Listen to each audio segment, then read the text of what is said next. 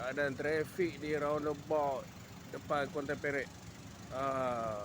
Yang tu nak keluar tepi Kot Mehmet. Kalau nak kata nak approach ke Maybank, kena pergi kanan, itu memang impossible lah. Jadi kena suruh passenger tunggulah di Kot Mehmet, ataupun sewa hotel lah balik. Kita sewa hotel balik pagi esok.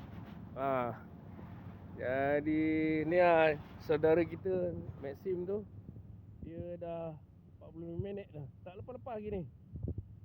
Tapi passenger sanggup tunggulah sebab dia nak balik area Sungai Karang. Driver tu nak balik rumah Sungai Ular. Tak apalah, dia orang kaum tim, dia orang sanggup tunggu.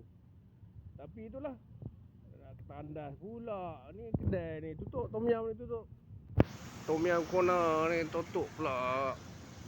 Jadi saya dah parking tepi tadi. Jalan kaki, ingat lagi minum, kedai tutup. Inilah. Aduh, letih lah. Tidur sini lah rasanya. Port bundle dari Jepun.